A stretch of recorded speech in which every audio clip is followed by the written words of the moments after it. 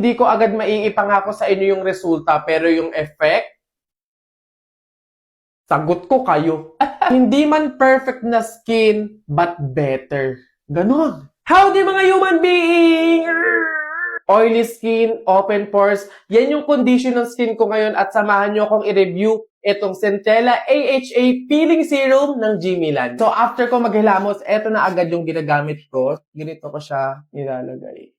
Kaya tayo nagkakaroon ng open pores, whiteheads, blackheads dahil sa oily skin. Nakakatulong siya para bawasan or alisin yung pagka-oily skin natin. Meron na siyang 15% AHA or alpha hydroxy acid. Yun yung isa sa pinakamagandang Yun yung pinakamagandang ingredient sa isang skincare para sa mga oily skin. Nalambot niya sa skin. Iiwan ko lang to ng 1 to 10 minutes. Ibababad ko lang siya. Then tsaka ko kayo babalikan at makikita niyo na ang effect nito.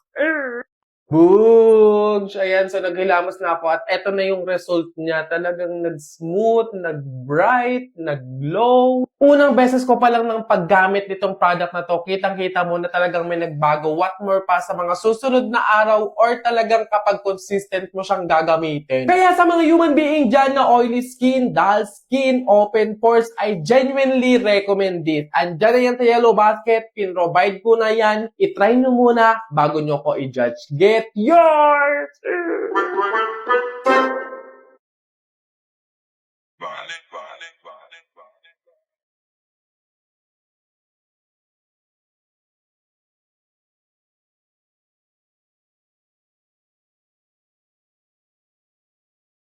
So, di mga human being, di ba nga meron ulit tayong Nestle commercial? Napanood nyo na ba? Kung hindi pa mapapanood nyo to sa dulo ng video na to, pero syempre, malamang, papanoorin nyo muna yung short vlog na to. Tara, samahan nyo kami sa behind the scene ng commercial namin. Ang aga! 2 a.m. pa lang gising na ako kasi susunduin kami ng service ng 4:30 a.m. Umuulan pa that time kaya nakakatamad bumangon. Pero naisip ko, ay bayad pala to. Work po tayo, opo. Bago nga pala ako kumilos, nag-practice muna ako kung ano yung reaction ko sa pag-inom ng baso, ngiti, tawa, emotion, feeling para ready. 4:30 a.m. kami susunduin, wala pang 4, andito na si Kuya. Grabe ka naman, pero at least maaga, di ba? Pero nagpandalas nga lang kami. Ayun, on the way na kami sa location. Andito na naman po tayo sa tulog-tulugon shot, pero inaantok talaga ako niyan. Ang hirap lang talagang kumuha ng tulog sa biyahe. Then yeah, andito na kami sa location. So ayan mga human being, nagsiset up na sila dyan. Ito yung magiging itsura ng bahay namin, ganun. Ayan mga human being, so andito na kami sa set, sa location ko saan dito i-shoot yung TV commercial and kililig ako bigla kasi na-recognize ko habang tinitignan ko yung set, yung place. Sabi ko, dito nag-shoot yung Breadwinner movie ni Vice Ganda. Fan na fan pa naman ako nun. Kaya nga 2 beses ko yung pinanood eh. Tingnan nyo, ito yung bakery nila. Ayun. Dito talaga yun. Kinikilig talaga ako. Ang saya-saya ko. Imagine makikita ko siya in person. Ito yung pinakagusto ko sa lahat. Yung pa-breakfast, yung pakain. Ganun. Ito meron silang danggit, tosino, pipino, fried rice, sausawan, tapos champurado. Ito yung nilulook forward sa mga shoot. Then ayun, waiting lang muna kami dito habang nag-breakfast kami kasama si na Mami Dorinil, Miss Lottie, sila ulit yung mga kasama ko sa TVC. Kung hahanapin nyo yung tatay, si Daddy Robbie, wala na sa ibang bansa. Sana all. Then ayun, iniumpisahan nila yung hair and makeup ko, kung ano yung magiging look ko sa TV commercial na to, ginagawa na nila. Hindi naman super hirap na look, parang fresh look lang ganun. Nire-ready na rin nila yung wardrobe, yung mga susuotin namin sa TVC. And malapit na din matapos yung setup or yung magiging bahay namin dito. Then here's the final look. Ayan, batang maasim lang yung atake na dito. Dito naman is pinipicturean kami, pinapakita nila sa client kung ano yung basong gagamitin. Huwag na kayong madaming tanong, yun lang yun. Ayan, alam mo malapit na mag-start yung trabaho nyo kasi kinakabitan na kayo ng lapel. Sabi nga pala ni Kuya kung natatandaan ko pa daw sila kasi sila din daw yung last time. Oo, Kuya, tanda kita, ikaw yung nagkabit ng lapel sa kuyukot ko. Ayan, eto na yung POV ko, malapit na kami mag-start. Ready na kami. After ilang minutes ay nag-start na kami ng shoot. Hindi naman kami nahirapan talaga kasi wala naman kaming lines na sinaulo. Hindi katulad nung nauna naming commercial. Dito more on tawa-tawa, sayaw, inom, more on reaction lang talaga ganun. Happy lunch! Ang sasarap na naman ng pagkain. Ito talaga yung nilook forward ko sa TVC na to. Ayun, so Kumain muna kami ng tanghalian, 1 hour naman yung break, yung lunch, kaya nakapagpahinga kami, nakapagkwentuhan kami. At nagpapatuloy po tayo sa pagtatrabaho. Ayan, sa shot na to, dapat dugyot kami, maasim, pawis na pawis, ganun. Kaya ayan, pinapaliguan kami. Ito yung pinaka-favorite kong part kasi malamig, hindi ko ramdam yung init ng panahon. Once again, umiral na naman ang pagpapapansin natin, ang pagpapakyut, ang pagpifeeling. Siyempre, nasa camera ka na, nakatutok na sa'yo yung camera, sa'yo na yung shot. Hindi ka ba magpapapansin? La, ba't may pagkain? Nag-abala pa kayo, okay lang naman po ako. Ayun, so break time, kain lang kami dito ng merienda. Huwag kayong mag-alala, kompleto dito, hindi kami pinapabayaan. May umagahan, tanghalian, hapunan, hintayin natin yung dinner. Babad po muna tayo dito sa aircon. Opo, mainit naman talaga yung panahon kasi summer, tapos ang dami pang ilaw na nakatapat sa'yo. Eto na nga yung solo shot na pinakahihintay natin. So green screen na setup, first time ko lang yan. Malalaman nyo kapag napanood nyo na yung commercial sa dulo ng short vlog na to kung bakit may green screen. Hindi ko alam kung nakailang shot ako, nakailang take, nakailang tungga ng Nesty, pero kinaya naman kasi bilang isang commercial model. Uy, basta yun, kinaya naman. Dito parang refreshing look lang, refreshing shot sa pag-inom ng Nesty. 1, action! 1004, 1005, go! Yeah! Cut! Beautiful, diba?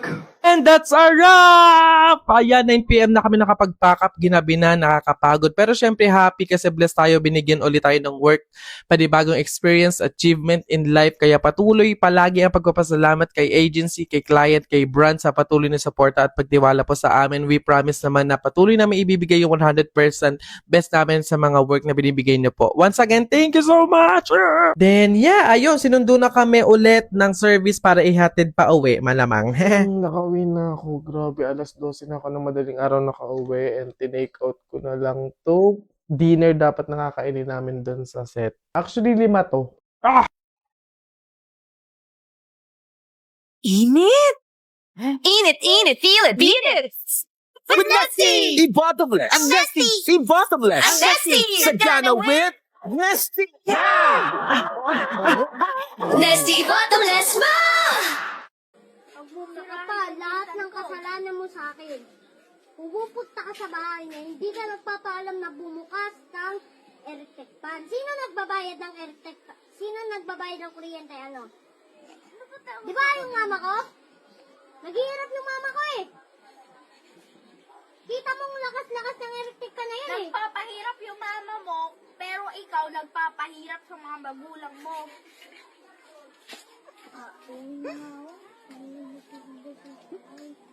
Howdy people! Patuloy ang pagiging OA. So yung video na to mga people is pagbati to ng Happy New Year sa inyo. Ayan sa mga people out there, sa mga patuloy na sumusuporta, sa mga viewers natin dyan. Thank you so much kasi patuloy kayong nagiging parte ng aking journey bilang isang content creator. Again, lagi ko sinasabi sa inyo na sana kahit papano napapangiti, napapasaya kayo ng aking mga content sa kahit saang social media platform. Also, salamat sa mga nakatrabaho ko, no? Sa mga brand na nagtiwala sa akin ngayong 2024. Thank you so much po sa tiwala at suporta. Sa 2025, sa panibagong taon na darating, sana patuloy ko po kayong makatrabaho kasi again, I'll give my 100% best para sa kahit anong trabahong matatanggap ko this 2025. Thank you po! Ngayong iiwan na natin yung 2024. Salamat! Itong taon na to, madami nangyari, madaming pagsubok na nangyari sa atin, pero it's okay, andyan na yung mga problema na yan. Ang gagawin lang natin, paano natin na-actionan at paano natin sosolusyonan kasama si God. Isama na natin sa 2024 yung mga negative na nangyari, problema, pagsubok na pinagdaanan natin, na solusyonan natin yon in the past na yon. Ngayon 2025 kasi sasalubungin natin ng malakas, ng may pag-asa, na tuloy ang buhay at pangarap. Ganon! Hindi natin alam yung mga mangyayari pero maging ready lang tayo. Ganon tayo mga tao dito sa mundo. Tuloy-tuloy lang. Go with the flow. Wala akong pake kung may pagsubok, may problema. Kahit ano man yan, wala akong pakialam. Lalaban ako. Kung paano tayo naging malakas, naging matatag, lumaban sa mga problema at pagsubok this 2024. Siyempre, mas lalo pa tayong lalaban sa paparating na bagong taon. Huwag na huwag natin kakalimutan na magpasalamat lagi kay God kasi siya talaga ang may gawa ng lahat. Siya yung patuloy na nag-iingat, nagmamahal sa atin, kaya sa kanya lang tayo lagi nakatingin. Thank you po. Again, mga people, it's me, Ken Koy. Happy New Year, everyone! Everyone! Puto ka na! Puto ka na! Ay.